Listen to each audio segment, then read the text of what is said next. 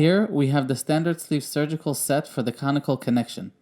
It is used in procedures with implant diameters ranging from 3.3 to 5 mm. The narrow sleeve kit is used for placement of 3.3 to 3.9 mm diameter implants.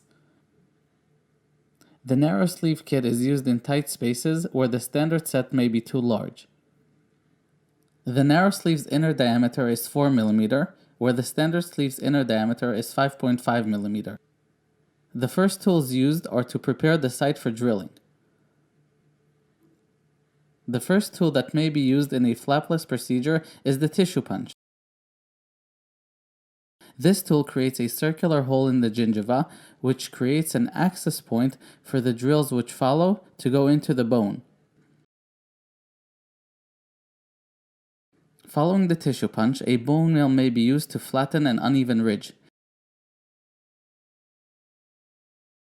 It only removes bone to the level of where the top of the pre-planned implant will end up.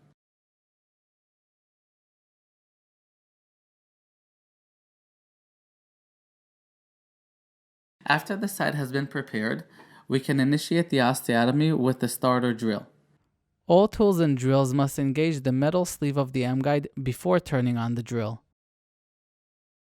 The starter drill is designed so that the tip of the drill comes into contact with bone only after the body of the drill engages the sleeves and center itself.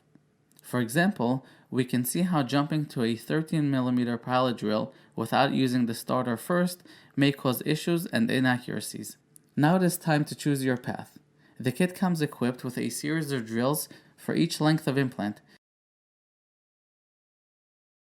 For example, we will choose the 11.5 mm since it matches the implant from our surgical plan. The best part about the MGuide set is that you have the freedom to change the implant size at the time of surgery. Now that we know the implant length and have chosen the right path, we will need to widen the osteotomy to the right diameter. In order to do that, we have two bone type references. For hard bone, we will use the scale on the bottom of the kit. For this implant, we will go up to the blue drill. In soft bone, we will use the scale on the upper part of the kit. If it had been a soft bone site, we would have stopped at the red drill for this implant. Now that we are ready to start drilling and have identified the right tools, the kit will help us in making the experience safe and simple. The drills and tools come with a built-in stopper to ensure that we don't perforate anything that we don't want to.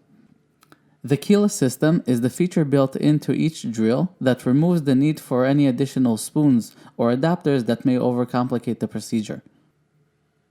Since the drilling part of the procedure is complete, we can move on to place the implant using the tools in the smaller kit of the set. We can choose whether we want to place the implant in with a handpiece, a ratchet, or both.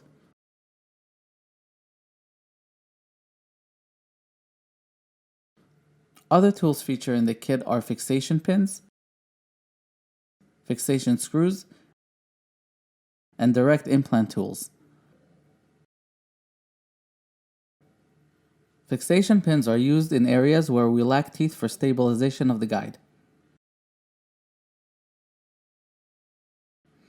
A narrow drill is used to create the path for the pins to go into and stabilize the guide in bone. This is commonly used in edentulous cases. Fixation screws are used to stabilize the guide through any one of the sites where an implant will end up. This means that an MGuide with multiple sites can be stabilized using one of these sleeve sites right after the 6 mm starter drill has been used. When picking an implant insertion tool, make sure to select the correct implant type and platform.